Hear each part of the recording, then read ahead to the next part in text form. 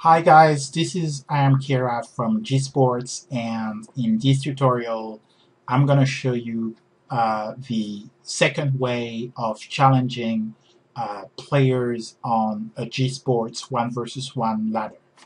Okay, so let's get started. So I'll use the ladder I previously created for StarCraft 2 and show you how it works. So that second option is called Play Now. So you'll see a tab here, and you also see a section here for Play Now. By default, you're set as busy. So if I click on Play Now, I see that there's no instance match pending request for now. Okay, so Play Now is really if you are online and you are ready to play against anyone on a map or maps of your choice. Again, this is very much some sort of pickup mode, as it's called in gaming, or instant match. So to play an instant match or Play Now match, all I have to do is to change my status from busy to available. So by default, current date and times are selected. I'll then just select the list of maps I'm happy to play on and save. Okay, so I see the maps I'm happy to play on. I see the number of pending requests. I see the number of requests that were sent by me, and I see the number of challenges I've received. So all that is nil at the moment. So let me log in as another user and set that user as available as well, so that I can show you how that mode works. So I go back to ladder, logged in as user 12. User 12 is setting him or herself as available as well. So I'll just make sure that there are a couple of maps in common here between user 14 and user 12 and save that. So it changes user 12 status to available, as you can see, and you can see that there is one pending request here. So basically one player available to play now on one map of my choice here. Well, one of the map I'm happy to play on. So I just click on pending request, the number 1 here. I see that that challenger is online. It like to play on Crossfire, and it like to play basically now. Okay, so to accept the challenge or to challenge that person, actually, I just have to click challenge here.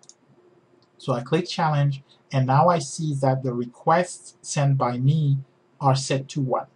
Okay, and that's the details here.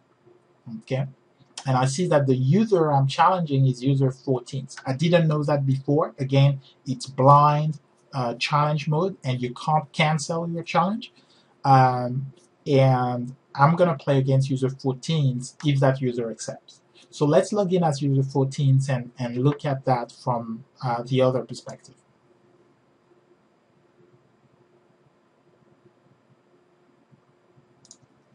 Okay, user 14.